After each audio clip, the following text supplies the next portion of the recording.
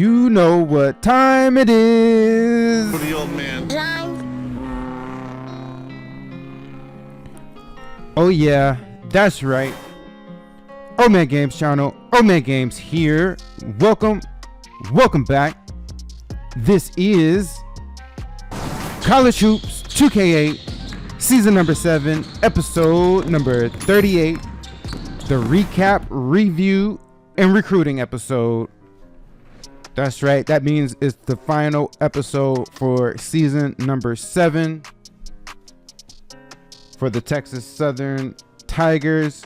Your CPU versus CPU head coach, Coach Felton. So yeah, y'all, we just got knocked out of the dance. Okay, sitting on a 33-3 overall record, 17-1 in the conference, 1-1 in the tournament, the big tournament, the big dance, the NCAA Field of 64 back in this day, which is the one that makes sense. Don't ask me why they added. I don't even know how many teams they added at this point. Last I remember, they added like 4 more teams. Is that 68? Maybe even more than that at this point. Hell, might as well put all the teams in the damn tournament then. But I digress. All right, this is about the Tigers, not what's going on in real life. So what we got?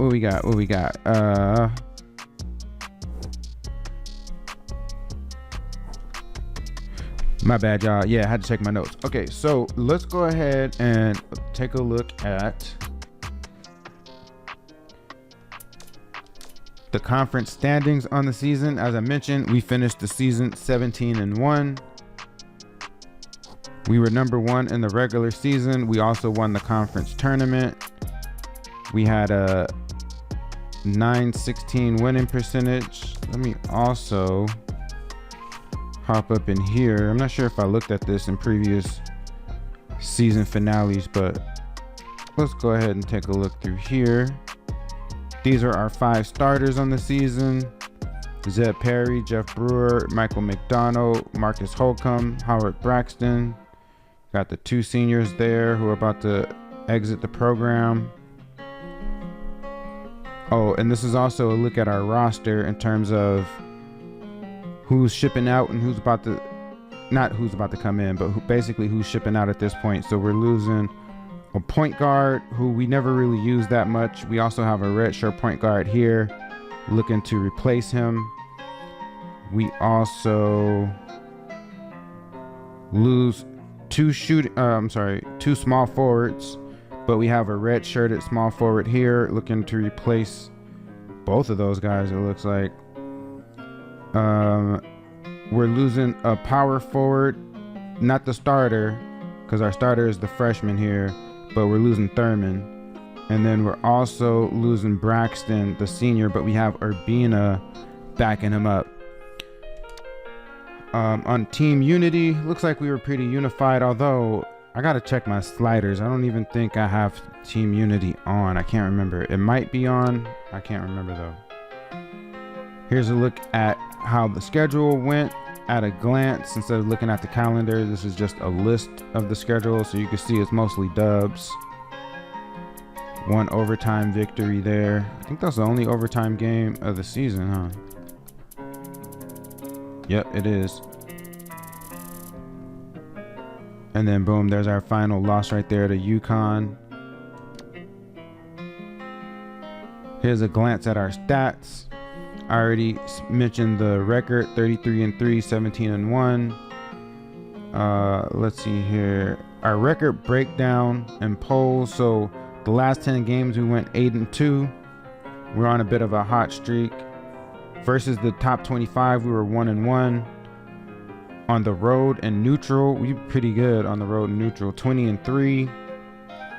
Our home streak is 13 games, and I think that's still active as a matter of fact. So we'll be heading into next season with a 13-game home streak. RPI against opponents whose RPI was 1-50, we were 2-2. Opponents whose RPI was 51-100, we were 2-0. Opponents whose RPI was 101-200, we were 10-1, and this most likely is that conference loss to APB. And then RPI of 200 plus, we were undefeated against those guys, 19-0. We were 43 RPI. Don't ask me how we finished the season unranked in both the media and coaches poll. That's a bunch of malarkey. That's some BS. Here are our season averages as a team. So points per game, we scored 82.3 points per game. Our shooting slash line here was 43.7. Field goal percentage, 29.6. 3-point percentage, 75.3. Free throw percentage. Our rebounds per game, we were at 41.1. Assists per game, we were at 17.7. Steals per game, 7.8. And blocks per game, 3.0. Hopefully we can work on getting that block per game up, as well as our 3-point shooting going forward. Everything else I'm okay with. Really like our rebounding per game. That was pretty good. Let's see what else we have here. Oh yeah, this is also on that homepage, but I can discuss it here. Our arena capacity is 8,100. So we got 8,100 seat stadium, and we filled that mug up 100%. We don't have a mascot. What? That's weird. We're the Tigers, but I guess we don't have a Tiger mascot. And we don't have a student sec. What the? Okay, I didn't look at this page previously. I did not realize that, but I guess that's what happens when you're at a really small school. But we get no respect, it looks like, judging by those polls, you know. Here are our team leaders, our player leaders and stats. McDonald led the team in points per game at 14.4. Brewer was behind him at 10.6. Zep Perry was behind them at 9.3 points per game. Braxton led in rebounds at 7.8 per game. That's funny because last year Urbina averaged around that in rebounds. Assists per game was led by Perry with 3.9, so just a tick under 4 assists per game. Brewer led the way with 1.4 steals per game. He's like a steal machine. I think he had 5 steals for us, if I remember correctly, in that last game we had there against UConn. Blocks per game, Urbina led the way, just under 1 block at 0.7. Hopefully we can get that up. Field goal percentage. Wait, that don't make sense. Oh, field goal. Okay, my bad. I'm thinking free throw. I'm like, how can our leading free throw? I was thinking free throw. My bad. So Urbina led the way with a 54% clip from field goals. Caldwell led the way from 3-pointer with basically 36%.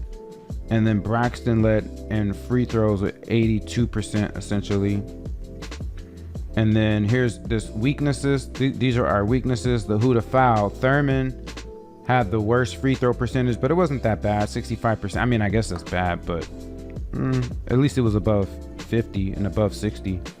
McDonald was at basically 69%, and then Caldwell at 71%. Foul prone, Braxton had about 1.9 fouls per game. Ball control, Caldwell had 1.6 turnovers per game. I really like him as a point guard. I mean, 1.6 is below 2. I'm not mad at that, really. And then our worst shooter was Zep Perry.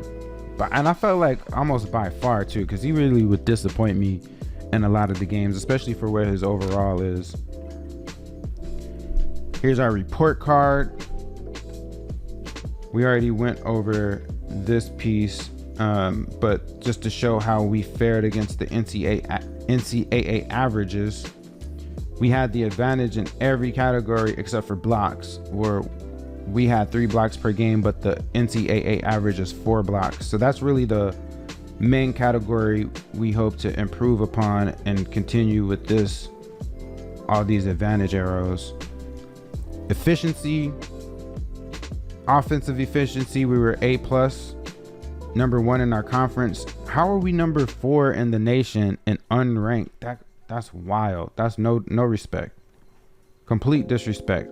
Especially when you look at defensive efficiency. So look, offensive efficiency, we're number 4 in the nation. Defensive efficiency, we're number 21 in the nation and not ranked, with a 33-3 record. Tell me that's not disrespect. Defensive grade, A+, number 1 in the conference. So number 1 in the conference, we dominated our conference really, even with that one conference loss. All right, and then I think we're back to the beginning of this with the coach here. So yeah, man, really good job for this team. I'm not mad about it. You know, we were disrespected, but I'm not too mad about it. Is that right? Yep. All right. Hold on, let me check my notes. Okay, let me go see about our team stats. I kind of already reviewed this, really. We're basically, let me see, hold on. How do you sort? Yeah. So this is just how we stacked up category to category against our conference. We played the most games, had the most points per game, the most rebounds per game, the most assists per game. We did not lead in steals per game though. Alabama A&M got us there. Also didn't lead in blocks, but kind of knew that already. We had 5 teams in front of us, so we were tied at number 5 basically in blocks per game. Turnovers per game, we led there in that department. Fouls per game, we led there also. And then here's just the totals, which will most likely reflect the averages, so I won't even scroll through that. Let's look at our player stats. I already went over who the leaders were, but let's just look at the entire team. Again, Michael McDonald led the way in points per game. Then it was Brewer, Perry, Holcomb, the freshman power forward with 8 points per game.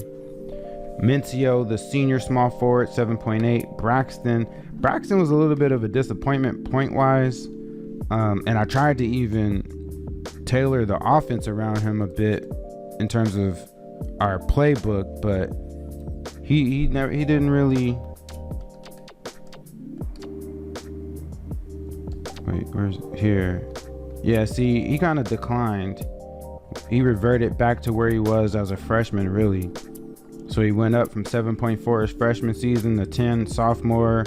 Then he started the decline, 9.3 as a junior, 7.7 his senior year. Similarly with the rebounds as well. He went up, but this past year he kind of regressed a bit. So that's a bit disappointing, especially for our main. He had the highest overall rating at 83. And then a look at his career highs and lows. But I won't get too caught up on this because I plan to look at player cards when we go over the graduates, the guys who are leaving. Urbina, I think his points per game dropped as well. Yep. He went down. He didn't get as many minutes in his sophomore season as he did in year number 1. Where's his minutes at? Yep, see? That's less than 200, but more than 100 in terms of the decline in minutes.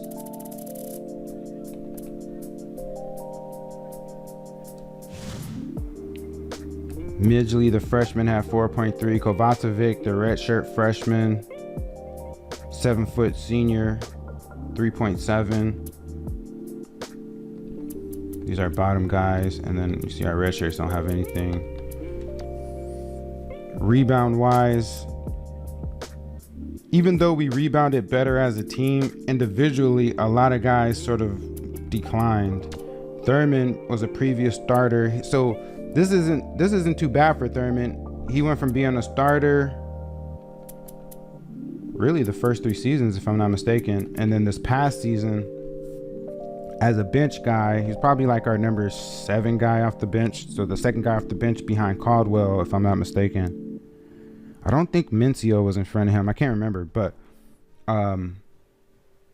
not too much of a drop off, even though I'm pretty sure there's a drop in his minutes.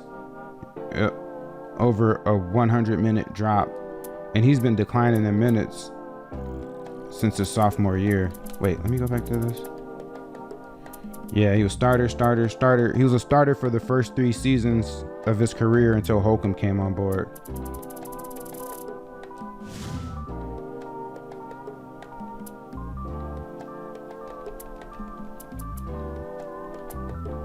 Assist, I mentioned Perry as the lead assist guy. Caldwell's behind him, not that far behind him either. I really like Caldwell's game.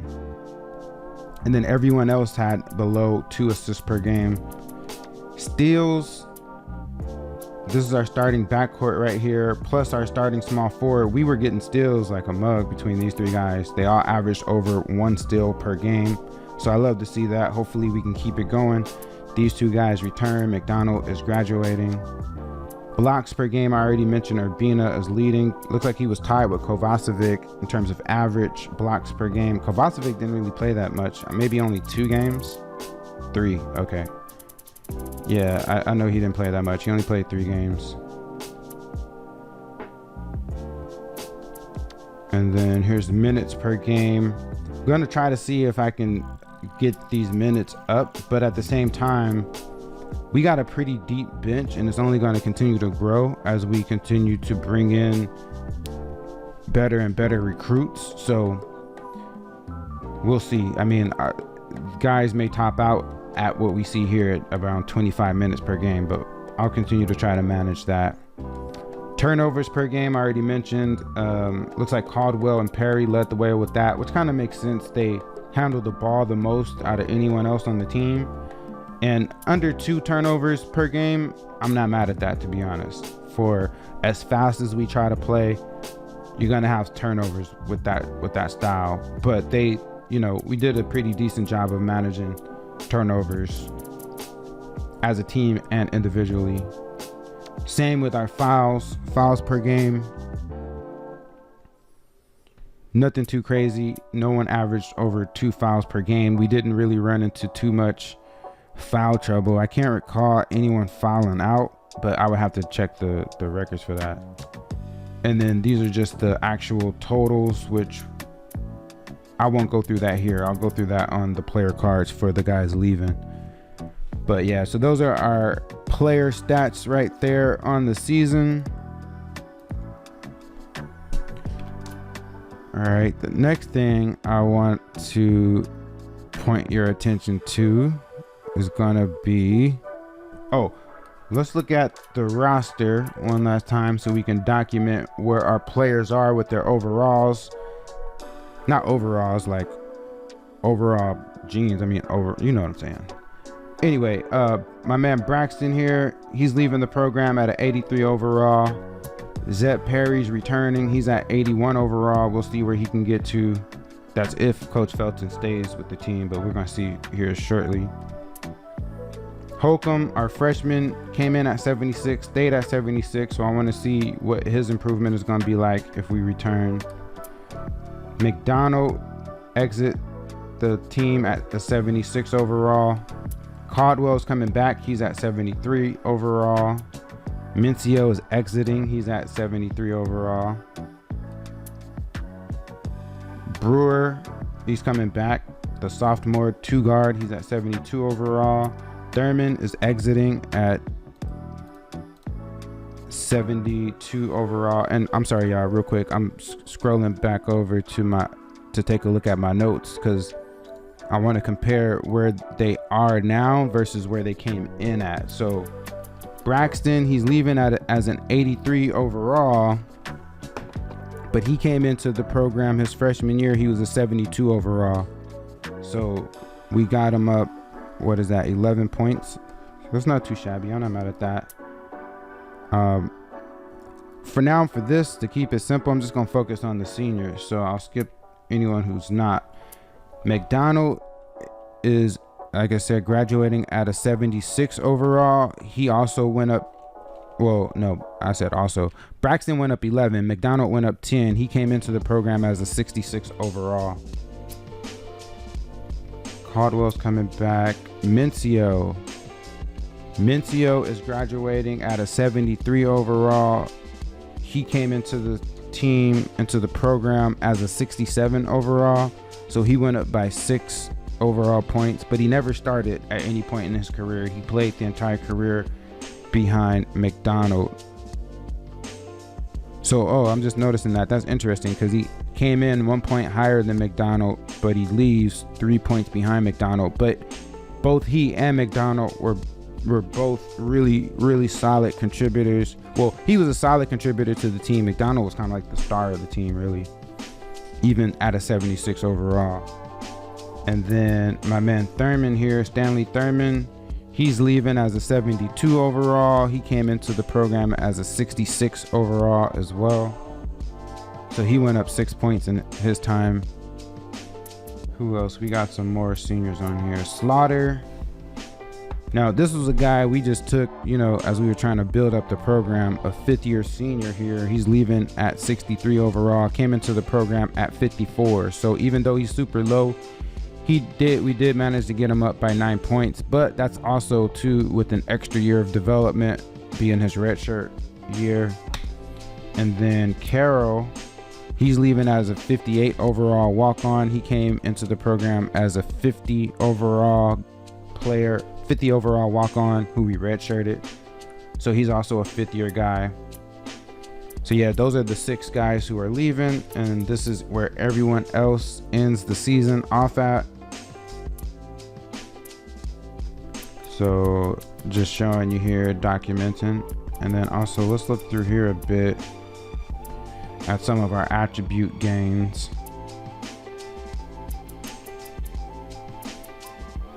So across the board, not too shabby. I ain't mad at it, Ain't mad at it at all. No. It's a process, building up our program, building up our players. We got to get some more 3-point shooters in here, y'all. For real.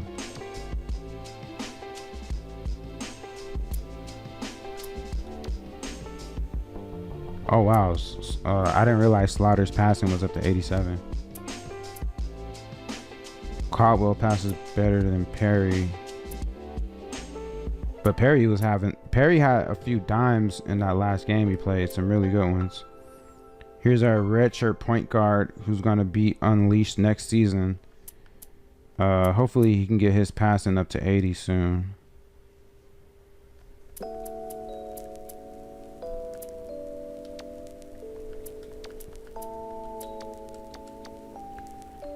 Here are the defensive attributes, and we really prioritize defense in this program.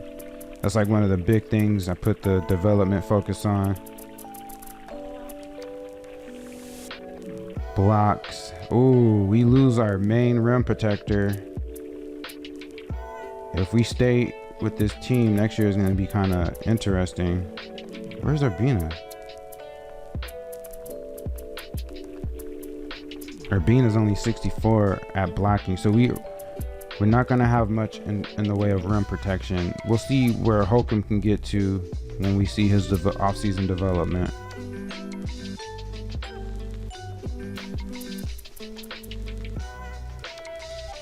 That was steals. Here's offensive rebounds. Urbina's coming back. He's not the top rebounder, but attribute-wise, he has the best offensive rebounding attribute. It'll be good for him to get more minutes, though. He's 7'2", 250. And honestly, if you ask me, I think he's going to be a bit like McDonald in the sense that I can see him being like an anchor for our team, even though his overall isn't really that high at 70. But he'll be a junior next year, so we'll see how that goes. Braxton and Thurman, we lose our 2 top is that a D? I think that's a D. Defensive rebounders attribute wise. But again, Urbina's coming back. He's at 81. Holcomb coming back at 81. And we'll see what we can do in the recruiting. And I keep saying this, so forgive me. Again, that's if we stay, because we're going to see. We're going to find out soon. Speed wise, we got some speed. I'm real big on speed. I try to get as much speed as I can onto my teams. And also try to like develop them up. Midgley's speed for his position isn't really the best.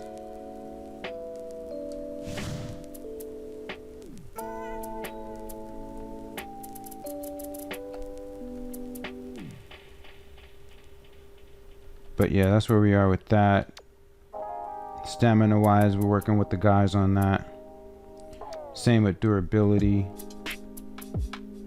Arbina's pretty durable. That's good. We're gonna need that. Clutch. I don't really put too much stock into this, although I probably should. I mean, we don't have anybody over a 70, and we kind of melted when we needed to perform there. Consistency is another area we're gonna try to improve upon. But this, this goes hand in hand with the level of recruits that we bring in. They'll get better as the quality improves. Just a relief conference. And see, this also speaks to this potential. We had 2 guys with a B. These are top 2 overall guys, a B and a B minus. McDonald is at C plus, but for the most part, they're kind of, a lot of C's, more than enough D's, but some of these D's are graduating. These 3 D's are graduating. This is a walk-on. Here's a 4th D who's graduating, and then another walk-on. So we're gonna try to improve on this if we can in the off season.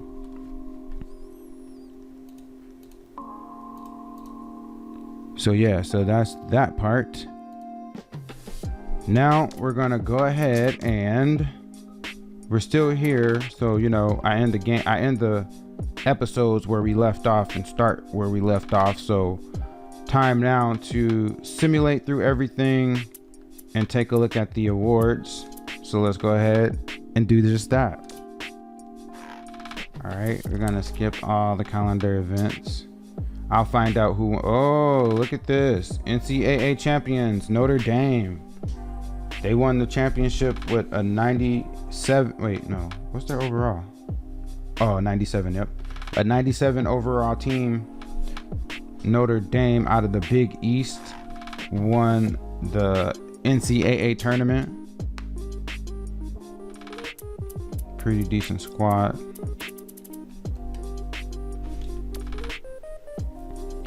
Okay, here's the player of the year out of Miami, Saeed Skevolak.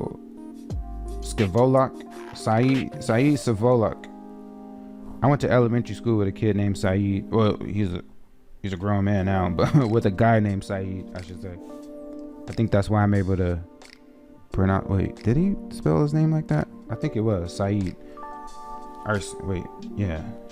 Even though if I didn't know a kid named Saeed in elementary, I would spell that Siad, but his name was Saeed. Anyway, this guy, damn, look at his career. He went from, but this is kind of also how Miami is like loaded. But he went from 3.5 to in his freshman year to 8.5 his sophomore year, 15.8 junior year to averaging 25.4 as a senior, in his way to claiming the Player of the Year award in the nation. Not too shabby. Mid-major Player of the Year is out of FIU. Damn, FIU had a 91 overall team. Here's another front court player out of Miami. Wait, where's he from? 2 Florida guys. This guy here, Jerron St. Clair. 1, 2, 3, 4, 5. Wait, how did he? Okay. I get if a player is in a program for 5 years because one of them is a red shirt, but how did this guy play for 5 years and have stats in all 5? How does that make sense? 1, 2, 3, 4, 5. That's crazy. This has to be a glitch. I don't know. How is that possible? What the hell? How is that possible? Maybe he was a JC guy. Maybe he's a junior college. I don't know. I can't make sense of that. Maybe that's a glitch. That has nope. 1, 2, 3, 4, 5. Yo, how did this dude play 5 seasons? The only way you can have 5 seasons is if you redshirt a season, which means you have no stats that redshirt year. This dude has stats in 5 seasons. I don't know how he pulled that off. Somehow he got a COVID year. I don't even know if I could say that. Somehow he got one of those extra years. I don't know what the hell happened here. How is that possible? Wow. Okay, I'm gonna keep going because I'm gonna be stuck on that. Coach of the year goes to the Notre Dame head coach, who took his team to the promised land, so that makes sense. I'm not mad at that. Defensive player of the year was out of Tennessee, another Florida guy. Maybe we should be looking at Florida, huh? Averaged 16.1 points his senior year, 7 rebounds, 0.7 assists, 1.2 steals, 3.3 blocks. Everett Gansey, the 6'9", 236 pounds power forward from Tennessee. Okay, big man of the year is also the player of the year, Saeed Skivolak out of Hollywood, Florida, the 6'9", 235 pounds senior for Miami.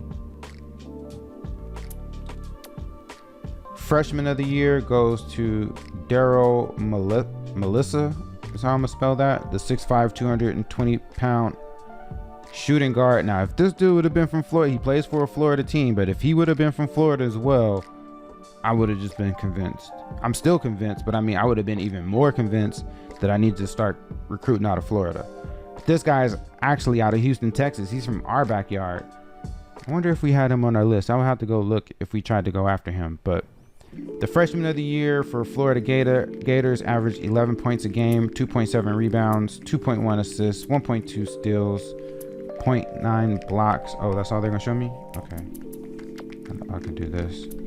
So I'm curious as to what his shooting percentages were. 39% from the field, basically 40%. 40% from three. That's pretty good in this game. And then 84% from free throw. Damn, this dude was shooting.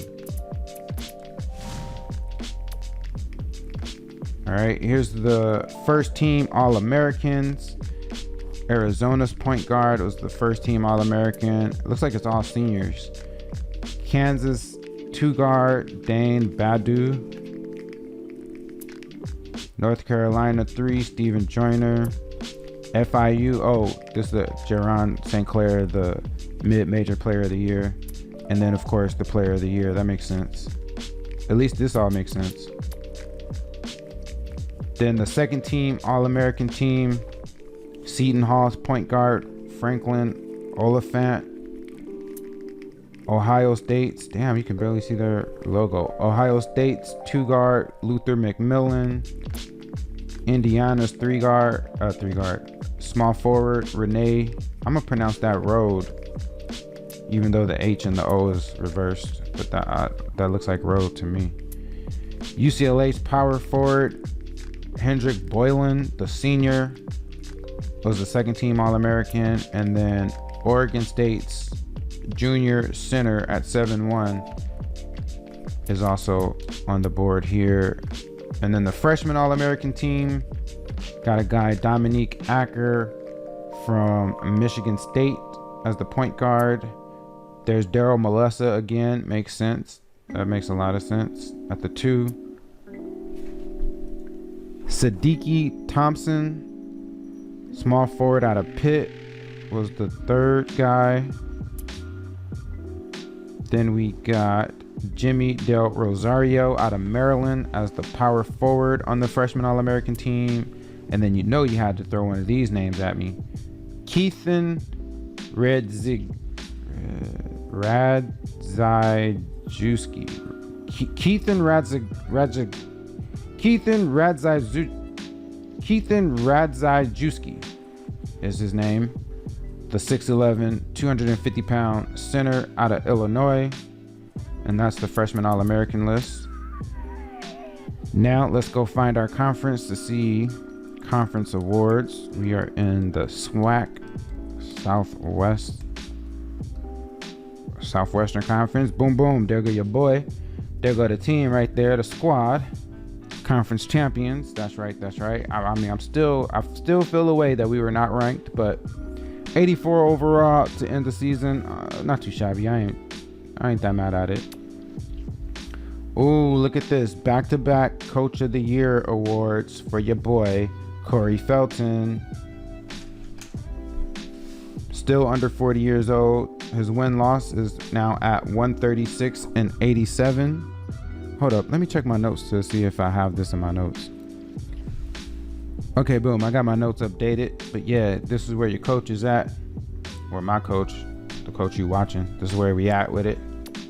Oops, I didn't wait. I did mean to do that. Conference Player of the Year. What? Came out of Arkansas Pine Bluff. Okay, yeah, that kind of makes sense because we were having problems with them and their front court. I'm happy to see he's a senior graduating. Vladimir Medina. Averaged 21.7 points per game. Ugh. 9.5 rebounds. Yeah, that's kind of why they were giving us problems. Oh, hello. We got the Conference Freshman of the Year. Wait, did we do that before? Yeah, it looks like we did that last year too. I didn't write. Was it Urbina? I'm gonna have to check my notes. This time I'm gonna put in my notes who the player was. Last time in my notes I just put that we won the award, but we won it with our power forward, our freshman power forward, Marcus Holcomb. Last year I do think it was Urbina though who won the Conference Freshman of the Year. But that's back-to-back Conference Freshman of the Year awards. Ain't mad at that. I am not mad at that. Hold on. Let me just fix my notes here. Fix my notes. All right, not too shabby.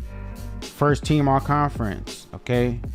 The point guard comes out of Alabama A&M. See, that should have been Zeb Perry, really. Bill Samuels, the senior. Yeah, he's 84 overall. So I can see that, though. I can see that for sure. Especially 16.1 points per game. And four, yeah. I mean, I'm not saying it should have been Urbina based on the stats. I'm saying I'm tripping. Perry. I'm not saying it should have been Zeb Perry based on Zeb Perry's stats. I'm saying Zeb Perry should have played better for us to have claimed this spot, is what I'm trying to say. All right, Rylan Keeler from Grambling, the 6'6" senior 2 guard, is the all-conference shooting guard. And then you know you got your boy, Michael McDonald. This is one of my favorite players so far in this whole dynasty. The 76 overall guy, averaged 14.4 his senior year, 4.5 rebounds, 1.6 assists. Oh, they're showing us more on here. They're showing us more. I wasn't even trying to look at all that. Vladimir Medina makes sense here, but then look at this, y'all. We got 2 first team all-conference players, 2 of our seniors. Even though Braxton went down, as I showed earlier, he kind of regressed a bit across categories. He still managed to make the first team all-conference, which is pretty good. And based on my notes, this is the first time we've had 2 players on this first team all conference on this first team all conference team. So second team, we did not get anybody. Looks like Logan Strawberry out of Prairie View is the second team point guard, the senior from Pasadena, Texas. Behind him, Victor Granger at Alabama A&M. Damn, see, I would have had somebody like this at small forward, 6'6", 231. That's a bit husky for a 2 guard, but this is my opinion. Kevin Cone is how I pronounce that. I would pronounce that as Kevin Cone instead of Coney. But Kevin Cone out of Arkansas Pine Bluff from Memphis, Tennessee. He's the second team small forward. The second team power forward is Diego Kirkland, the sophomore from Alcorn State, 6'9", 229. And then also from Alcorn State, Kerwin Holmes, 6'10", 238, sophomore. Ooh, okay, look out for these guys then. Their 2 front court guys are coming back next year. They're both just juniors, and they both got decent size. So we'll keep an eye on Alcorn State. All right, did I say that right? Yeah, Alcorn State. Damn, and then they had 2 freshmen on the freshman squad. Okay, we really gonna have to keep an eye out for them. What was that? I would pronounce that Brandon, just with a really unique spelling. I'm gonna pronounce that Brandon Holman. 6'1", 176 freshman out of Houston, Texas. This is another guy we probably had our sights on, but he finishes as the freshman on the freshman All-American team, point guard. Then Philip Nash. I think I definitely remember this dude. I think we tried to sign this dude out of, is that Bossier City, Louisiana, if I'm pronouncing that right. 6'5", 186. I really remember this guy being on our list last year. I could be wrong because I didn't play and recruited a whole year since him, but I do remember that name. Then Neil Sparrow from Gulfport, Mississippi at Jackson State. He got on the freshman team as the small forward. Then we got another one. My man Holcomb again, the conference freshman of the year. He had to be on the list. If he wasn't, I would have been kicking and screaming right now. So I love that this game is consistent on their awards. Then Chris Bailey out of Alabama State by way of Memphis, Tennessee. The 6'9", 224-pound freshman center is the center on the all-freshman team, all-freshman conference team. Freshman all-conference team. God damn. But yeah, this your boy right here. Damn, look at their overalls. Okay, we must not have had a freshman. Yeah, we redshirted our freshman point guard. That's why. All right, so boom. That's the award review. Now we look at the 1, 2, 3, 4, 5, 6. Yep. Damn, the 6 graduating seniors. That's wild.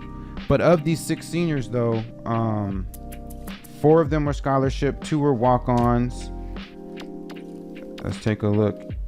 Here's what McDonald came into the program as a 3-star, number 281 overall, the number 60 small forward from the Exotic Ballers ABL team. Pro Buzz, undrafted. None of our guys are going to be drafted, but in his career, here's his awards. See, in 2012, 13, he was second team all conference. Is that in my notes?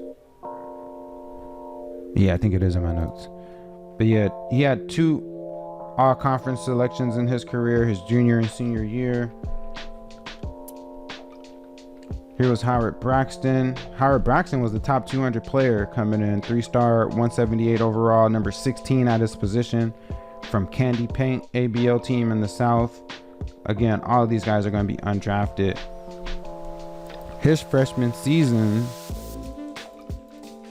he was first team all conference. I did not have that in my notes, so I just put it in there though. But yeah, that's what he was able to do. Then Mincio actually came in as a 2-star, number 519 overall, 114 position from Chaoticness ABL team in the South. Pro draft, of course, is undrafted. He didn't win any awards, but for a 2-star ranked player, he had a pretty decent career, if you ask me. I'm gonna go back and do this with the other guys, but his career highs: 21, 8 rebounds, 4 assists, 4 steals, 2 blocks, 3 3-pointers made. Damn, I felt like he had a game with more than that. 6 turnovers. Let me look at the other guys real quick. Michael McDonald, his career high was 31 points, 15 rebounds, 6 assists, 4 steals, 3 blocks, 5 3-pointers. I feel like he had a game with more than 5 3-pointers, man. I could be tripping, but dang, really? 37 minutes is his career high. Howard Braxton. I feel like Howard Braxton, I don't know, man. He came in pretty highly ranked. I feel like he didn't live up to expectations to an extent. But his career highs were 19 points, 19 rebounds, 6 steals, 6 assists, 3 steals, 5 blocks. That's pretty decent in a game. 2 3-pointers made in a game. How in the hell? Okay. I mean, this is similar to the guy who had 5 seasons of stats. This dude's career high. Oh no, that's turnovers. I'm tripping, y'all. Okay, see, old man tripping. That's career high turnover. I'm thinking that's fouls.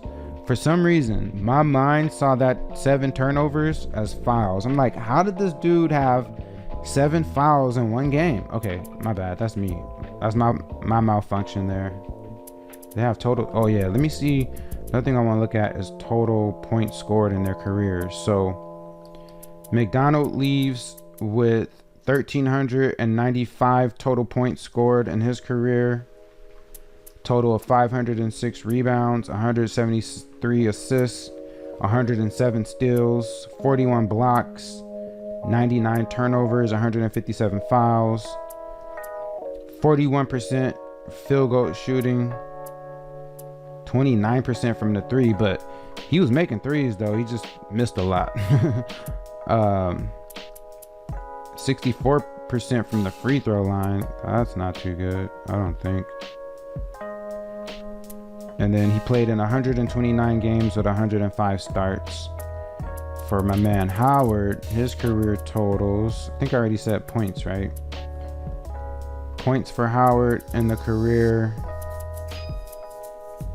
1102, 993 rebounds. Oh wow, 7 rebounds shy of 1,000 in his career. 166 assists, 91 steals, 116 blocks, 72 turnovers, not fouls, 253 fouls, 48% from the field, 10% from three. He should have not been taking no threes. I would get so mad when he took threes in the game. That would piss me off. 77%, 78% really from free throw line. That's decent. Then he started his entire career, 128 games played, 128 starts. Mencio in his career, again, this is the 2-star ranked player who came in. His career totals, wait, I just completely skipped it, huh? His career totals were 683 points, 244 rebounds, 92 assists, 53 steals, 12 blocks, 85 turnovers, 102 fouls, 42% from the field, 31% from three-pointer. Maybe he should have been starting. I couldn't start him and McDonald though. That's the thing. Even though he did come in as a freshman higher than McDonald by a point. Then he played in 114 games with 25 starts. He actually started over McDonald, it looks like, his freshman year. I forgot about that. And then Stanley Thurman, the other senior. Here's a look at where he came in at. He was a 3-star, number 406 overall, 78 at his position from the Famous Boys ABL team. You notice the theme? And yeah, I rhymed that on purpose. So far, all these guys we looked at played on ABL teams. Same with Slaughter, who was a 2-star recruit that we brought in. He was number 690 overall and number 168 at his position. And then our walk-ons. See, this is one thing I always call out, is about how I use those emails when I'm doing all the recruiting, because it helps us get higher caliber walk-ons. Cortland Carroll was a 2-star walk-on. He was non-ranked, but a 2-star walk-on is decent, and he played on the ABL team. See, all these guys are on ABL teams coming into our program. But yeah, Cortland Carroll played for the Blocksters in the Southwest. Not a chance to get to the league. Yeah, of course not. But yeah, and then let me look at the career numbers for these guys. Stanley Thurman, career highs were 22 points, 16 boards. That's pretty decent. 5 assists, 4 steals, 2 blocks, 2 3-pointers made, and 5 turnovers. 34 minutes was his career high. His totals. Oh damn, am I doing it again? His totals, points he scored, 5 points shy of 1,000 in his career. 787 rebounds, 150 assists, 83 steals, 31 blocks, 103 turnovers, 221 fouls. He shot 46% field goal in his career, 28% for three, 29% really, which is decent for a power forward, honestly, in this game. 60% free throw shooting, could have been better.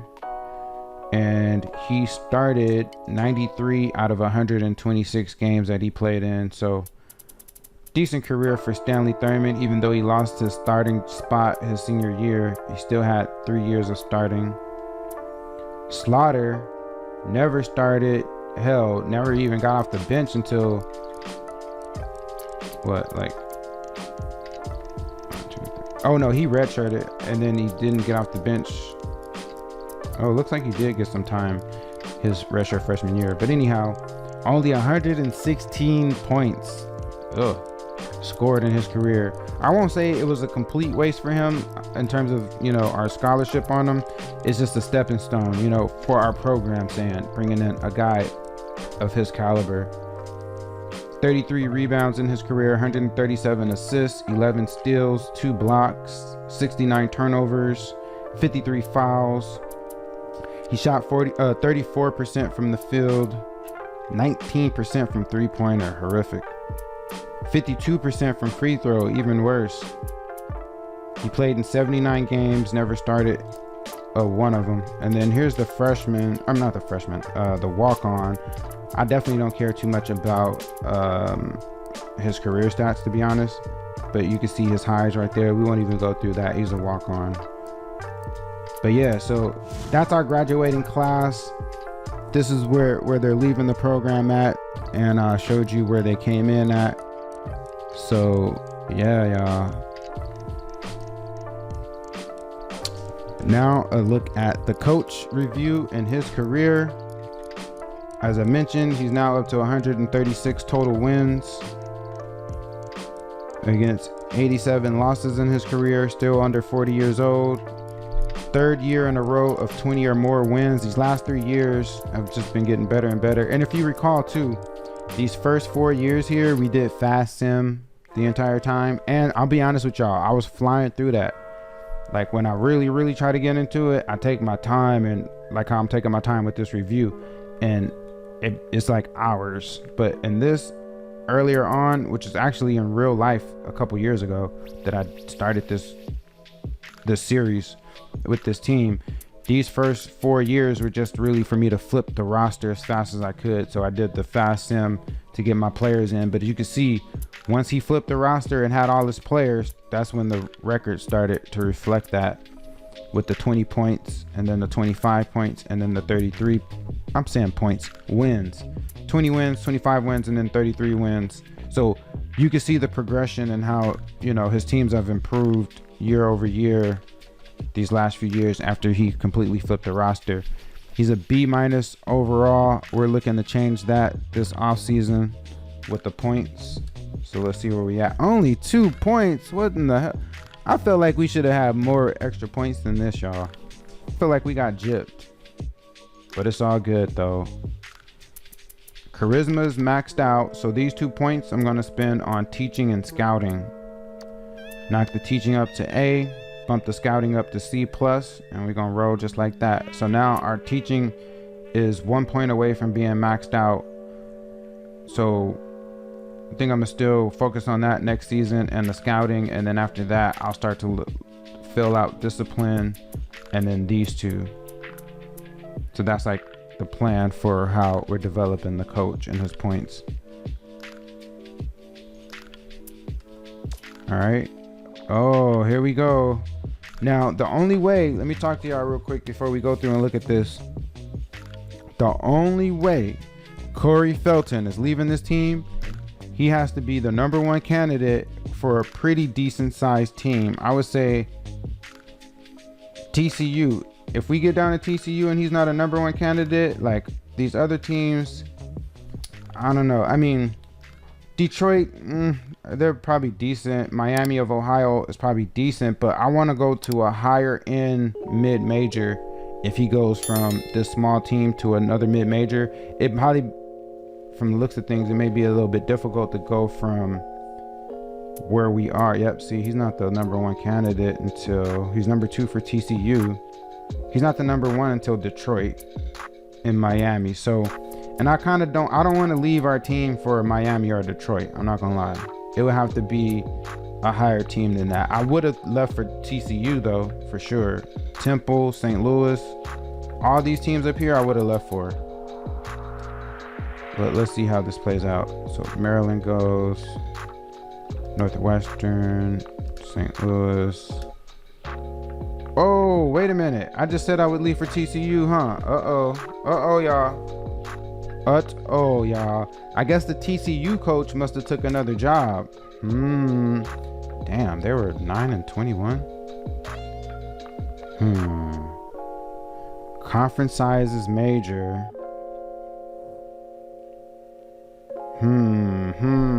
Y'all. Y'all. And it's in Texas too, so he's going from a Texas. So I'll be able to stay in the region. Y'all.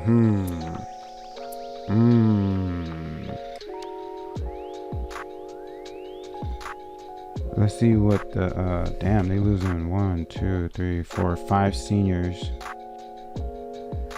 Now that'll be tough to fill this. I'm not completely convinced yet, y'all, because this looks like a major project. Yeah, also too, let me just say, if and when Coach Felton does leave to go to another school, I'ma do like I did at the beginning of this series, where we'll fast sim to flip the roster quickly.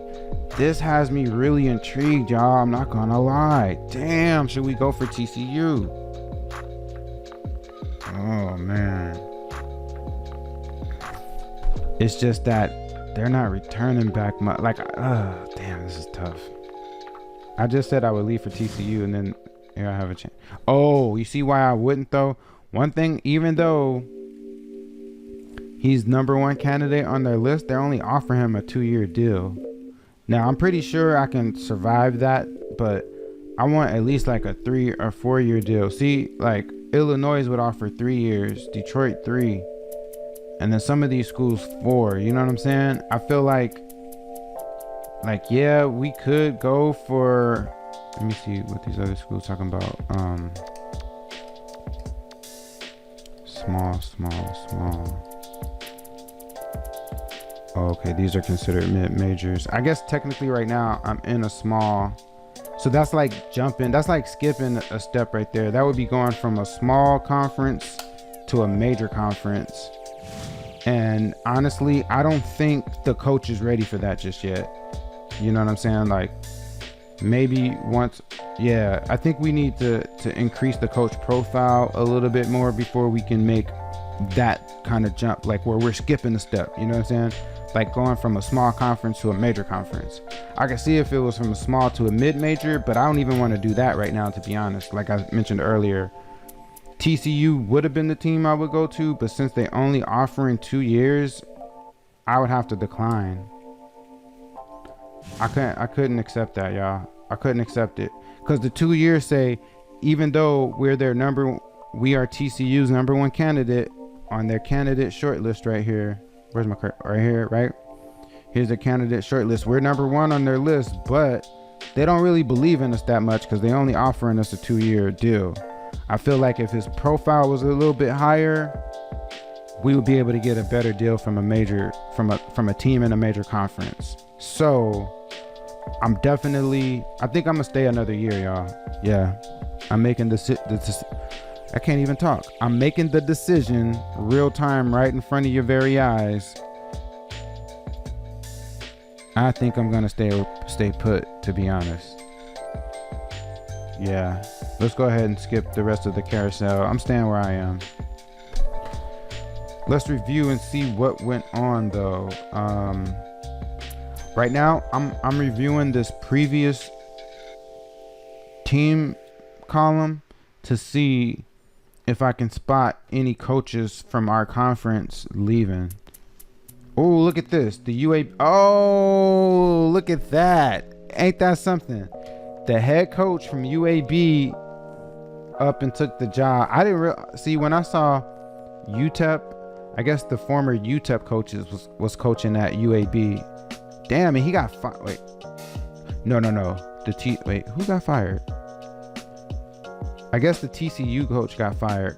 Coach TCU got fired, and he's getting replaced by Coach UTEP, who previously coached at UAB.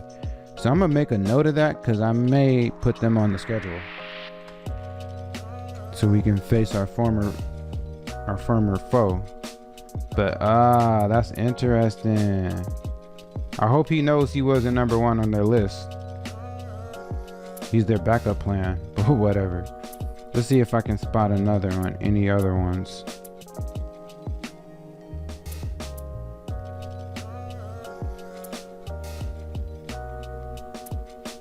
Texas State. No, that's not in our conference. Unemployed. Oh, look at that.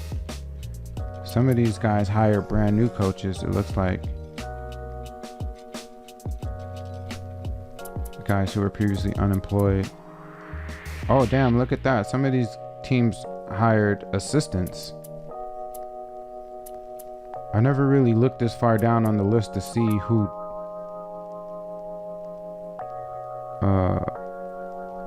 these guys were hiring, like these lower teams. A lot of these lower teams hired either guys who were assistants or guys who were previously unemployed.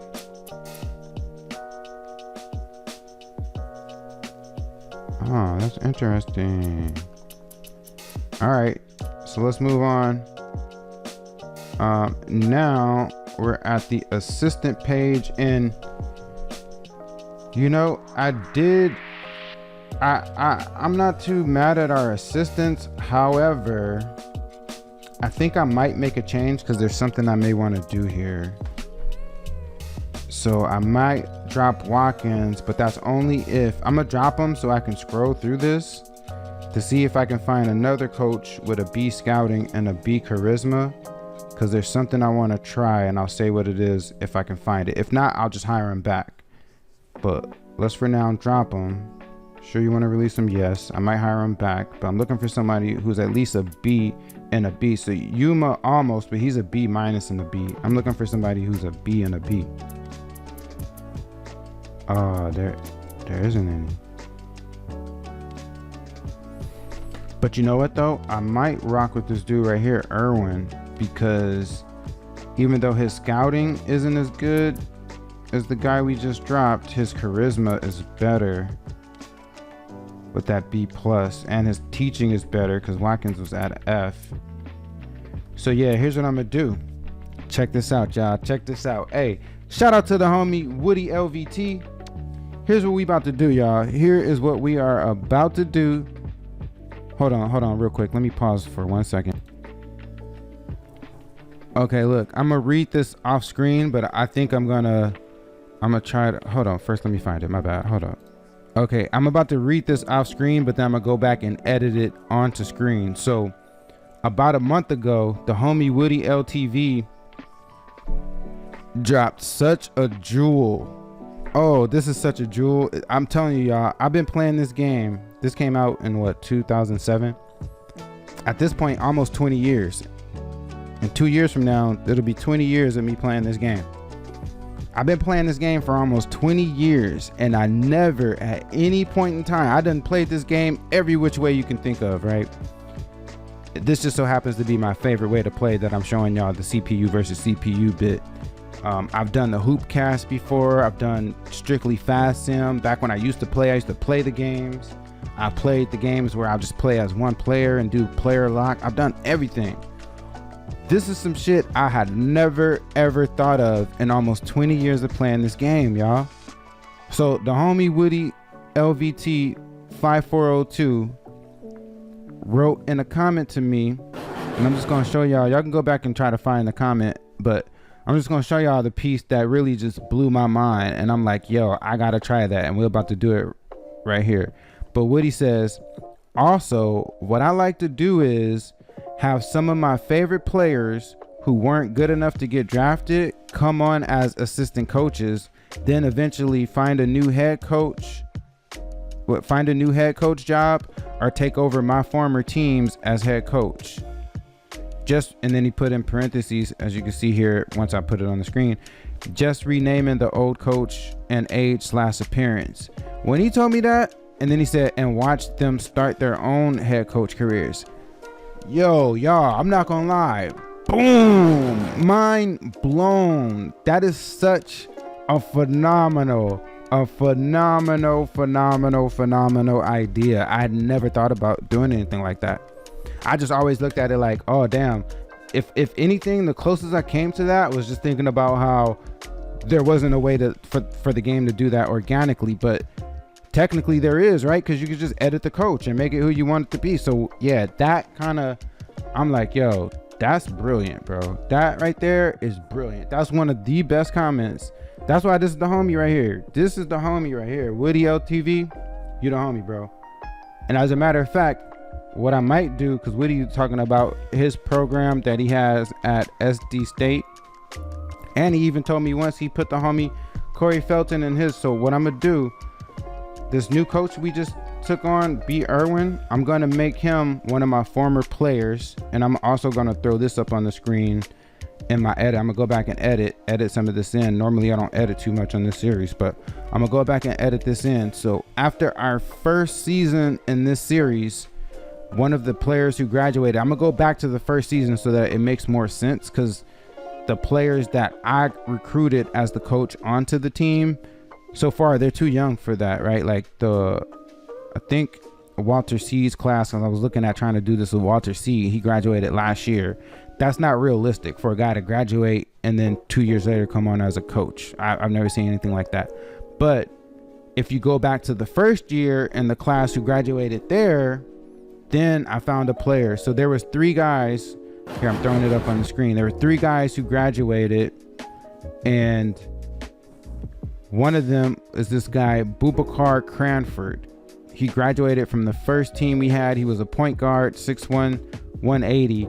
So what I'm going to do is flip Irwin to Boubacar Cranford, just as the homie Woody LTV explained how he does it. I'm about to incorporate that into the game because I think it's brilliant. And as a little bonus for the homie Woody for dropping this on me and for telling me he put Corey Felton in one of his leagues, I'm also going to put Woody in here as the head coach of South Dakota State. I'm gonna change that head coach's name. So yeah, y'all, let's do that right now. So no transfers. What is this? Transfer recap. No need to go through this really because we didn't have any transfers. And I'm not gonna download any classes. So before we continue on, here's what I'm about to do. First, let's go to, oh, not that. I'm tripping, y'all. I'm tripping. Profile here. Irwin, we're gonna flip this up completely and make him Boubacar Cranford. So let's see. B-O-U. There it is right there, Boubacar.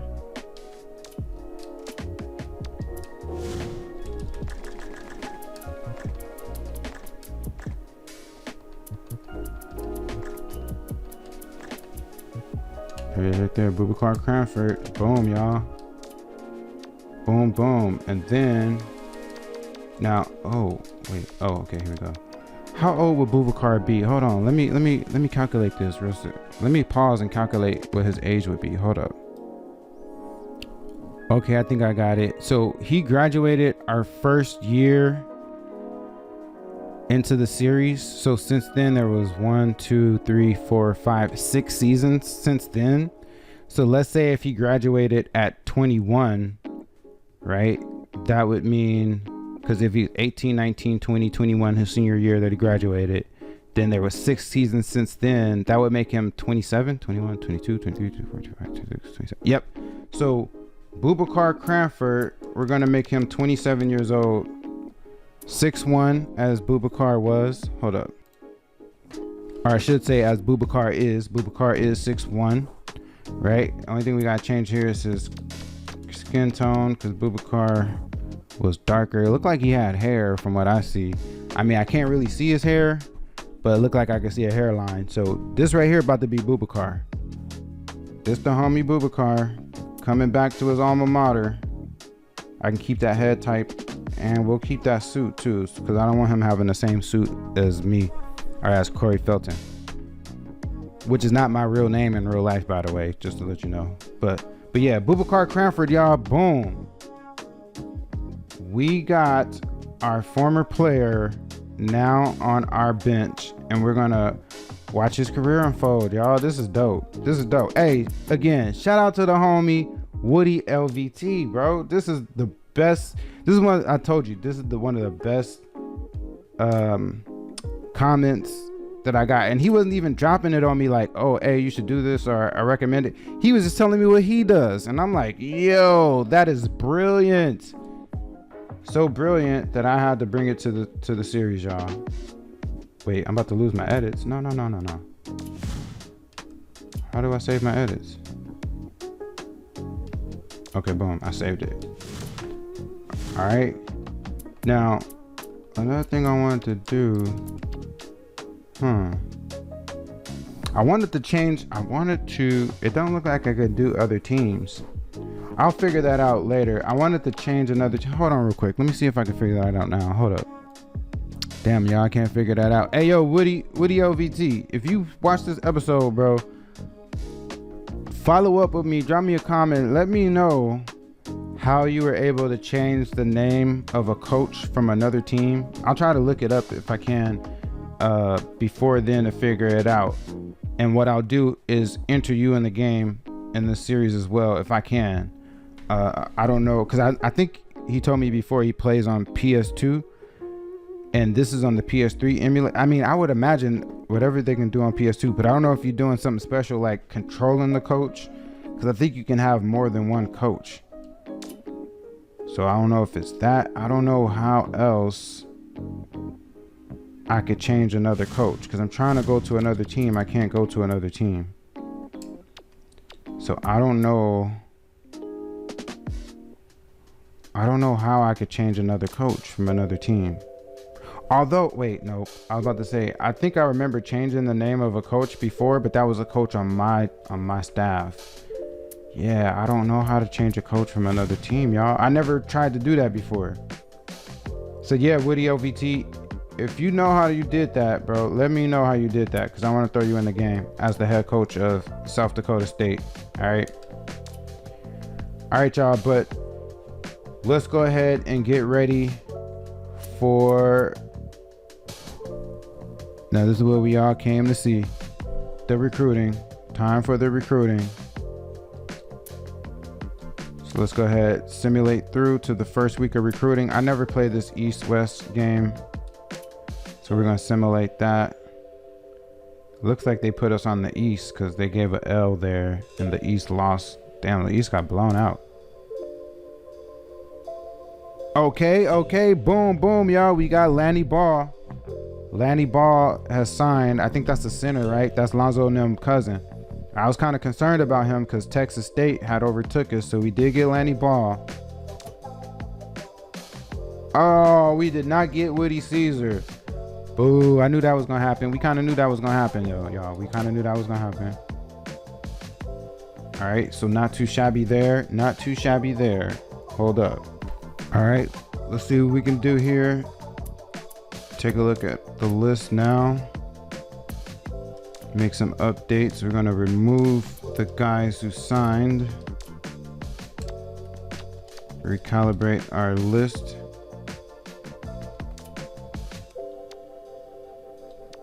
Let's just take a look around.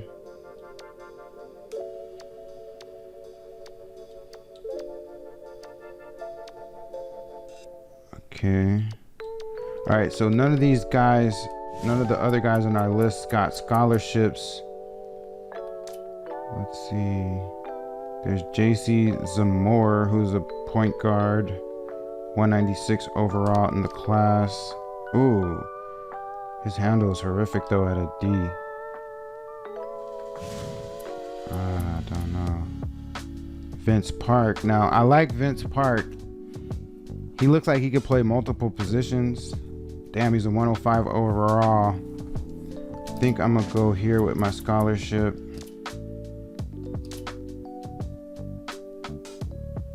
I think as well, I'm gonna send him a home visit to see if we can catch up to, who was that, LSU?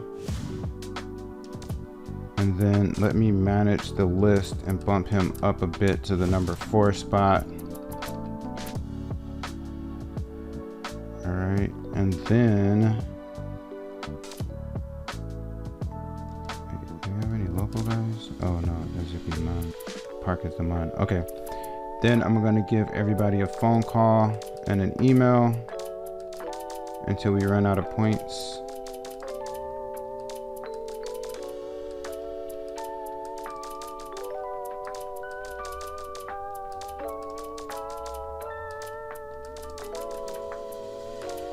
Oh yeah, y'all, I'm tripping. You know what? hold the phone. I am tripping. One thing I wanted to do too, I'm gonna go back in there because I got some more emails to send out. But at this point, I I almost forgot. I'm tripping. I gotta plug the recruiting tutorial, right? Now, guess what? I got a surprise for y'all. I got a surprise for you. Not only do I want to plug the OG Ultimate Recruiting tutorial, but I got another tutorial coming up on the horizon for you, dropping very soon. As a matter of fact, after this episode airs, I'm gonna make it so that I forget what it's called. Not a premiere, but it's like a way that you could advertise and show that you're about to drop this other episode. I'm gonna do something like that. I forget what it's called, y'all. I can't think of it right now.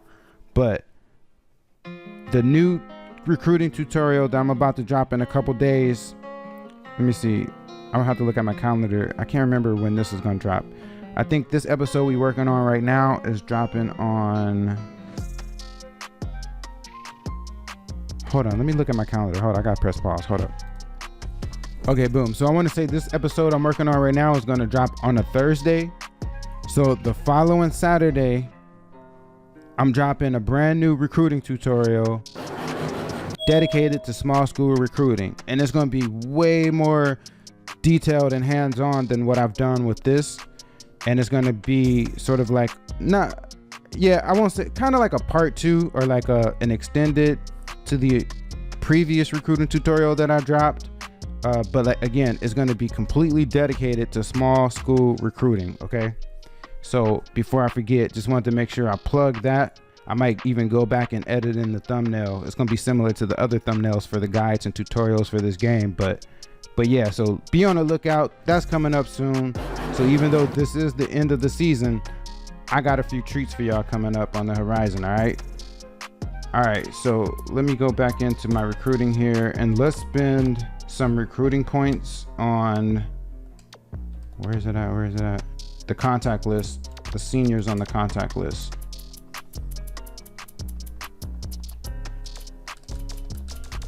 I just want to send recruiting point emails to all them, just in case we need to keep them warm, in case any of these need to be added to the list as we make our way through this. Okay, he ran out of bullets.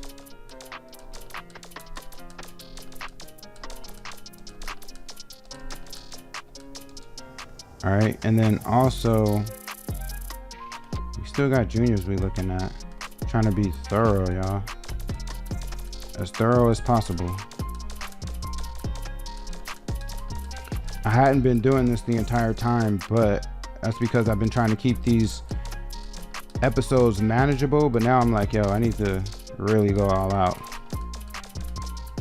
Especially as we try to get Felton to the next stage of his career. I want our recruiting to continue to improve and get better. Okay, boom. I don't think we don't even have any sophomores or freshmen on our contacted list, but I don't think, we can't contact them just yet. All right, so, or at least not with emails. So let's go ahead, simulate our way to the next week and see what we are working with.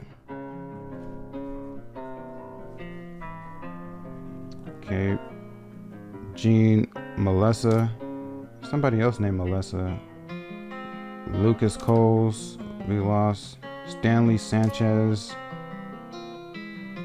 Oh man, Hector Miller, the power forward, gone.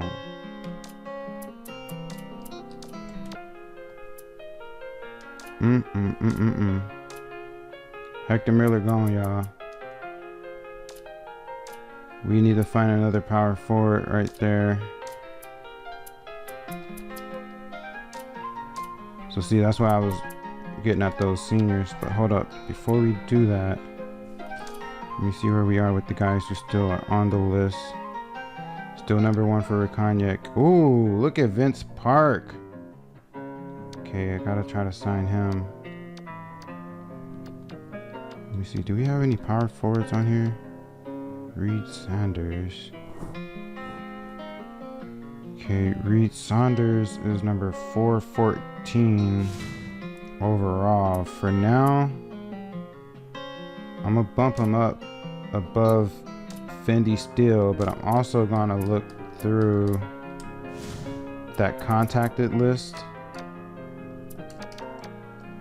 for a senior power forward. That's Cruz. Griffin, not so much. Yeah, nah. Okay, what about on the scouted senior power forward? Let's look at the. Gotta be at least a.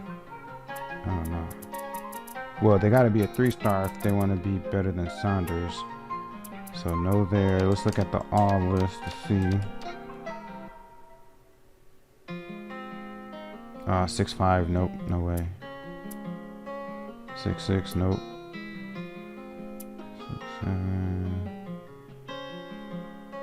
6'7". Now this guy. Markel Ballard from Anaheim, California. We didn't go to any of his ABL games, but such is also the case with, what's his name? What's my dude's name? Rikaniec. So I may just throw him on the list as an insurance policy.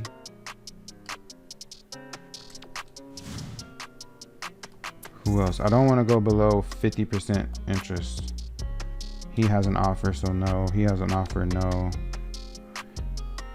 He damn near is going to sign with Xavier, so I'm going to say no. AZ5. Oh, another California kid. From West Covina, California. Other two teams above us. Oh, he can rebound. And we don't know anything about him. His interest is kind of low, so that's risky. So you don't want to go after players that are too low in interest because you may not have enough of a runway to get their interest up. So I don't want to go beyond that. So let me go back to my list. Hold on, let me reset this. Let me reset this. And go back to our target list and manage it. So I'm gonna throw that sophomore down, and then these power forwards I'm gonna put up here behind Saunders. All right. Oh wait, what is this? Oh, Billis is a sophomore. Okay.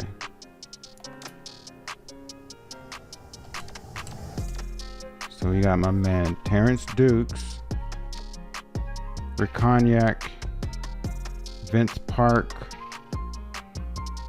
Saunders. I'm trying to think, should I give the scholarship to Saunders? We went to 3 of his ABO games. B potential. He could shoot pretty decent. His rebounding is questionable for a power forward. He kind of reminds me of Thurman, really, from looking at this. He has like a similar makeup as Thurman. Thurman was like probably like on the shorter side for power forwards at 6'8". Thurman was around 6'8", had a decent shot. I can't remember how his rebounding was, but this dude reminds me of Thurman.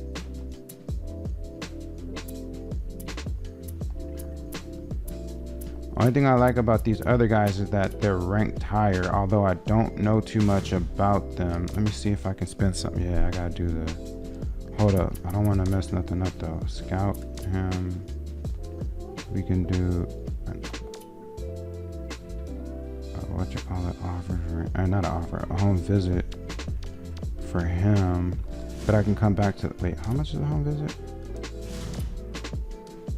85.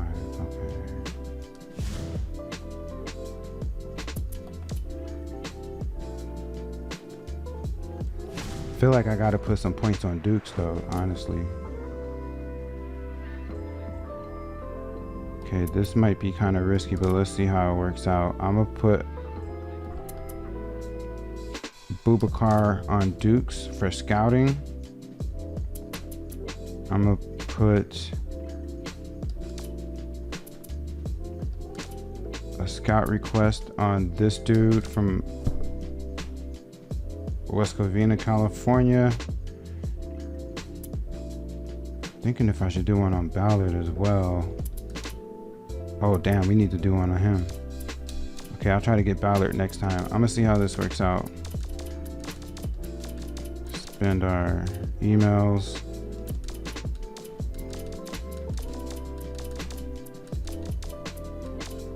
Carefully without accidentally offering anybody. Go to the target list for seniors. Spend some emails here, although it might be a bit wasted, but let's just see. Not that.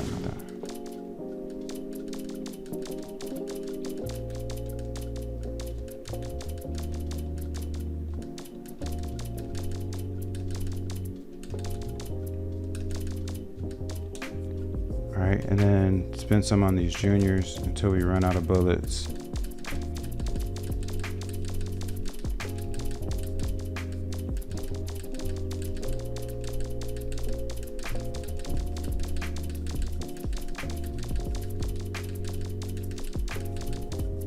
About to say, damn, the coach got a lot, but I guess all he did was a scouting visit.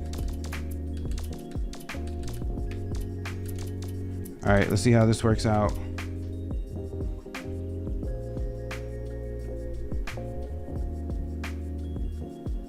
Oh, okay. Nobody went nowhere. Ooh, but we're getting closer on Duke, so that's good. Ooh, and okay, so that we did right. I'm gonna put it on Dukes to try to, okay. No, let's see, Saunders got down to us and KU.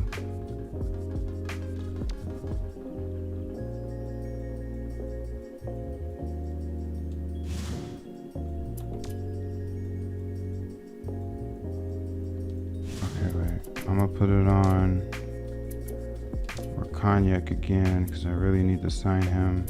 This time I'm gonna put Johnson on him. Do a phone call to Cognac, phone call to Park. Keep those guys involved. Email.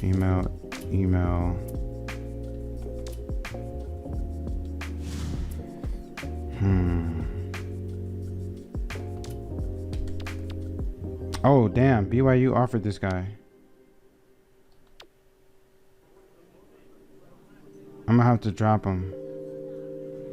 I'm not gonna lie, I'm gonna have to drop him because there's not gonna be a way for us to sign him. We're not gonna be able to sign him. Not at this stage. So I'm gonna give the offer to Saunders. And if that doesn't work out, Markel Ballard will be the backup.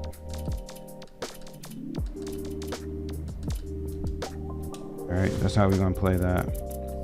Then let's go back to the scouted list for seniors.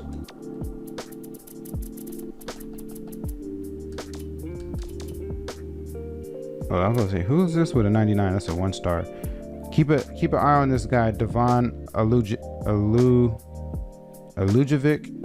He might become a walk-on for us with the interest at that point, even though he's only a 1-star.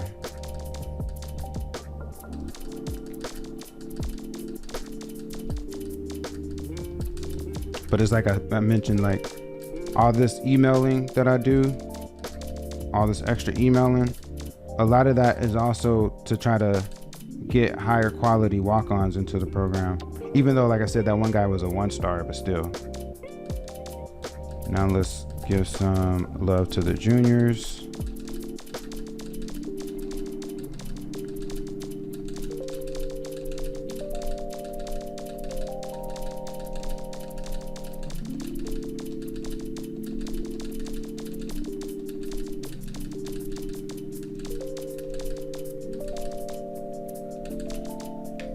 All right, cross our fingers, getting down to the last 2 weeks here. Oh, we got Eddie Rakoniak. Oh, and we got Terrence Dukes, y'all. What? Oh, that was major right there. Oh, freaking yeah. Ooh, and this is our first Mr. Basketball signing. He was Mr. Basketball for South Dakota. Oh yeah, y'all, that's a good one right there. Rakoniak is a good pickup as well because we didn't go to any of his ABL games. He was on the ABL team in the Central. He was on GameSpot. I think he's decent enough. I like his speed. I love his stealing at the small forward spot. So that part kind of reminds me of Brewer. Even though I think Brewer was even like Brewer was like a C plus if I'm not mistaken. I like his skill. His passing and handling is decent. Now his shooting isn't the best, but he's a small forward, so we can try to work with him on that. And also remember too, it's not like McDonald's shooting was the best and he was a baller for us. So, okay. Oh, damn. UConn can't, I'm in the picture, but we get to invite him on campus.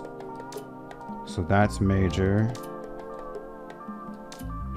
KU is still they're in front of us, but they haven't offered, so that's still good. Then the other California guy we were looking at, send Boubacar his way and give him a phone call and an email. Email everybody else on our list right now, except for that sophomore.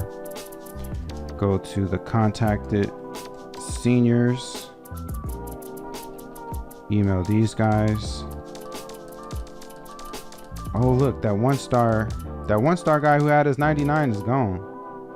That's interesting. He must have signed with somebody. That's crazy. Good for him.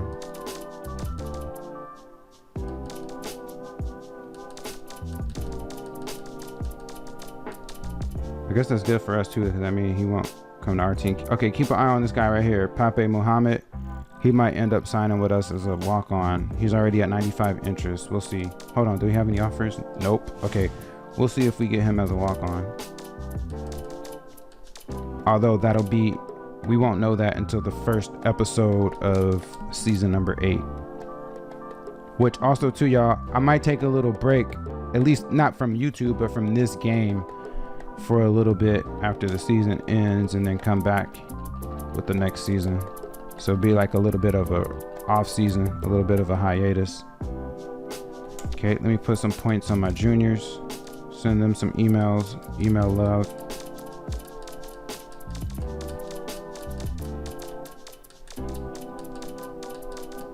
I think I said we got 2 weeks left, so I think we're doing pretty good.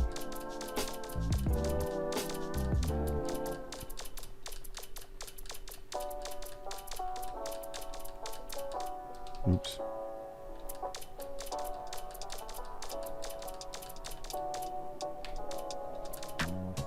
Yep, okay, this week and then the next. So come on, Park. Sign Ascali. Come on! We got him, Vince Park, yes. Okay. I just need Saunders to still be there. Come on. I need him to, okay, he's still there. I meant to say I need him to not have a scholarship offer. Oh, we gonna get Saunders too, y'all. We about to get Saunders too. I'm gonna send him a head coach visit and a head coach phone call. Then, damn, I don't get nothing on this dude. You know what though? Okay, these other seniors I'm not fooling with. Right now, I'm about to go to my contacted list to see if I can find another underclassman, because one of the things that I speak on in this upcoming small school recruiting tutorial is how the off-season recruiting is also a contact period for the underclassmen, not in a sense of phone calls and emails, but in a sense of recruiting tape. So let's see. First, I'm gonna see by interest and stars. Who's this dude? Ellis. Do we need a small forward at that point? Power. Nope, he's not big enough.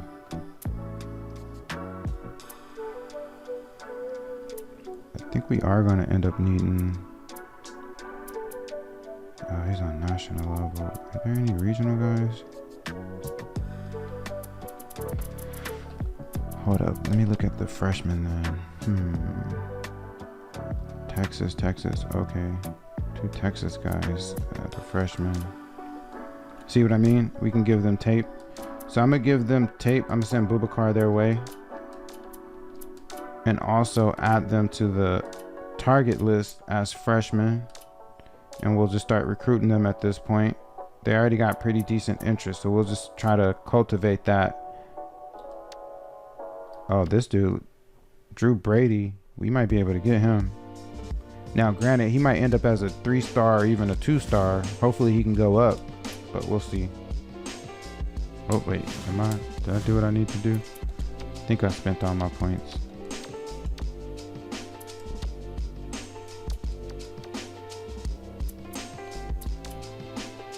Oh no, I'm tripping.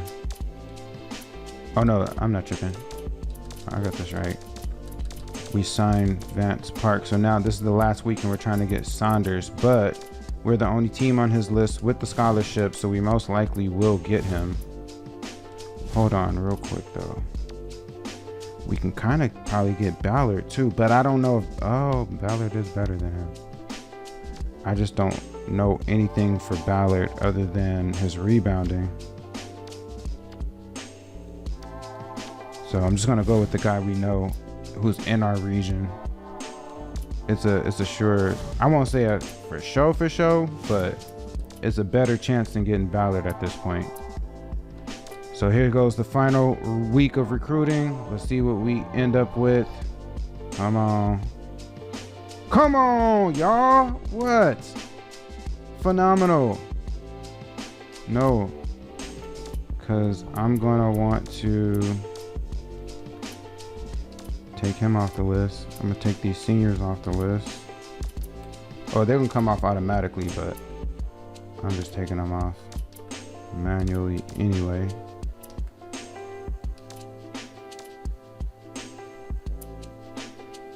Damn, that's crazy. Oh, I guess these guys are gonna end up going junior college. Ballard, Zamora, Maldonado, another point guard. Steele, Fendi Steele, man. Fendi Steele didn't sign with nobody. We probably could have got him, but we went with some other guy instead. Yeah, his shooting was questionable. And then Booma, and then the 3 underclassmen who are now going to be juniors and sophomores going into next season. So we'll try to continue to cultivate our relationships with them. But at this point in time, hold up real quick. Where's mine? All right, boom. Had to make sure I saved that down because we just signed a pretty good class. Let's look at the review of what we got, and then I'm also going to come back and take, damn, wait a minute, I didn't realize that Park ended up being a late signing because we offered him late. We offered him in the postseason, but he's ranked 105. Holy cow. The number 33 point guard in the nation. Ricagnac, another 6'5" guy, a small forward, ranked number 219 in the nation, 43 at his position. Lanny Ball, the center we're bringing in, 6'9", 228 from Austin. He's 239 in the nation, 17 at his position. Then we got Mr. Basketball from South Dakota, Terrence Dukes, another 6'5" guy, a 2 guard. He's number 304 in the nation, 68 at his position. And then we got a power forward who really looks like almost like a carbon clone of Thurman, who just graduated. 6'8", 235 power forward from Fort Worth, 414 overall and number 85 at his position. So all 3 stars, but decent rankings all around. Vance Park, I'm excited about him because he can shoot. He got decent skills, but if you notice, he's coming in as a point guard. This dude can play multiple positions. So that will give us a chance to recruit another point guard, because we got 2 point guards graduating this next season coming up. We got another one who's redshirted, who's going to be a redshirt freshman. So we might even be able to redshirt Vince Park to get that extra year of development in. But he could play multiple positions, so we might even be able to play him as well. I'm excited about this guy, Eddie Ricagnac. We added him sort of later on in the process. He's a decent shooter, but I really like his steal at B. Decent with the skills in terms of handling and passing. Oh, and look at his hustle, A-. I like that. Hold on, what's the hustle on Park? C-. Not so great, but that's okay. So yeah, I think I definitely might end up redshirting Park now that I look at this. If you look at his durability and stamina at an F, so he'll be a good candidate to redshirt actually. Lanny Ball, I like his hustle, B-. Blocking, C+. He's not completely a rim protector, but that's, damn, look at his skills though for a center. B+ handling, C+ passing as a center. That's pretty good. I like that. And he can shoot. Okay, I'm not mad at Lanny Ball at all. B+ potential. What are these other guys? Ooh. Now, another thing, I mentioned this in the small school recruiting. I may have maybe mentioned it in the recruiting fundamentals, but oh no, I think it was in development. You're gonna notice that with potential, whatever it says here, they'll come in at a full letter grade below that. So Vance Park being an A-, I anticipate him coming in as a B- potential. Ricaniak with a B-, I anticipate him coming in as a C- potential. Lanny Ball, I anticipate him coming in as a B+ like that. All right. But let's see. Terrence Dukes, he's gonna be a D+, but that's okay. Wait. Okay, for some reason my eyes were tripping on me. I thought that was a B+, but his steal is still decent. I really like his speed though at B-. Hold up, let me look at the other guys and their speed. Oh yeah, we got decent speed coming in. The big guy Lanny Ball speed is at C+. I like that. Terrence Dukes hustle is at B-. I like that. I really like that. His quickness is at A-. I like that. He can pass. Handling is decent. We can train him up. And I like his shooting. He's good with close. Mid-range, not so much, but he's a C with 3-pointer. So we'll see. We'll see about that. Then Reed Saunders. This is the last guy that we added to the class. Offered him late in the process. Really late, with like 3 weeks remaining in the postseason. Speed is okay at a C. I like his close. He can shoot. Close is a B. Mid-range and 3-pointer is a C+. His free throw is B-. I like that. So yeah, I'm not too mad at this. His hustling is a C+. Potential is a B. I like that a lot. I like it a lot. Yeah, y'all, so this is our class. This is what our new incoming freshman class looks like. I'm excited. Yo, we got like one thing I like about these three guys right here, they all look like wings. Even though Park is listed as a point guard, I think he can actually play 1, 2, or 3. You know, I like big point guards as long as they have speed, and he got the speed. Not so much on the quickness, but he does have the speed. Damn, he can block A-, but that's relative to his position. Stealing is a C. Hold on, let me look at their steals across the board. Yo, I'm excited about this class, y'all. All right, so let me go ahead and get out of here. This episode has been long enough, but as you can see here from our recruiting class, things are looking on the up and up. As you can also tell, we will be returning. The coach decided to, you could say unofficially, I re-upped and signed an extension. I don't know, do they have extensions if they show that? I think they might do that actually. But yeah, he decided to come back instead of leaving for TCU, the crappy 2-year deal that they offered. Decided to come back and work on his game, right? Work on our coaching game a little bit, try to up the profile, and then we'll see what happens at the end of year 8. So, and that's my thing too, you know, when it comes to developing a coach, I'm not trying to leave too early, you know what I mean? Especially as we build momentum, right? And we build the snowball effect. The coach is just going to get better and better and better and better. I'm about to really, like, especially after I drop this small school recruiting tutorial, I'm about to really start taking my time with the recruiting. Like, I've been I won't say completely rushing through it, but the recruiting is I'm gonna step it up a notch. You know what I'm saying? So we're gonna get better in that regard and just continue to build the program. And then when I leave, I'm trying to leave from this small conference to a major conference. I'm trying to skip a level. I don't want to have to go to a mid-major. I'm gonna keep it real. I'm gonna try to go from small conference to major conference with at least a 3-year deal, flip the roster, and then, you know, pick it back up again. And I'm looking forward to, you know, like I just showed, shout out, I can't say it enough. Shout out to the homie Woody LVT. Woody, again, yo, bro, let me know how I can update and edit the coaches so I could throw you in the game. All right. But yeah, y'all, this is a good place to end it off at.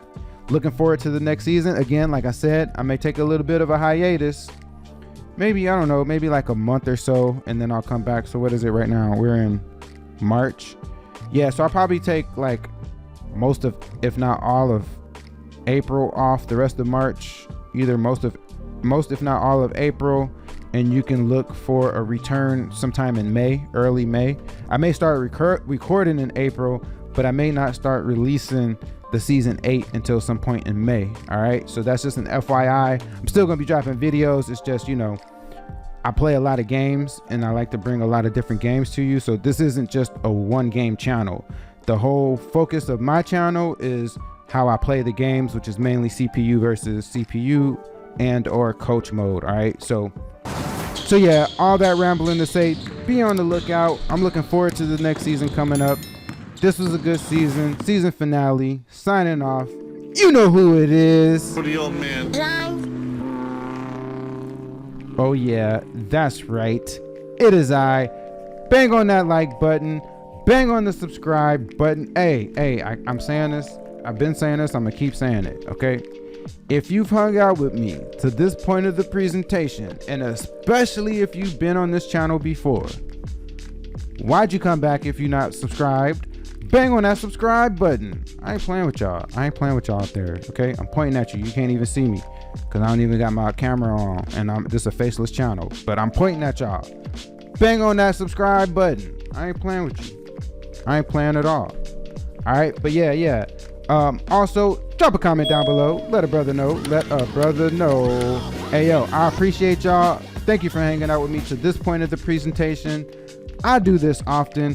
Come back, hang out with your boy again on the next time. Until then, peace.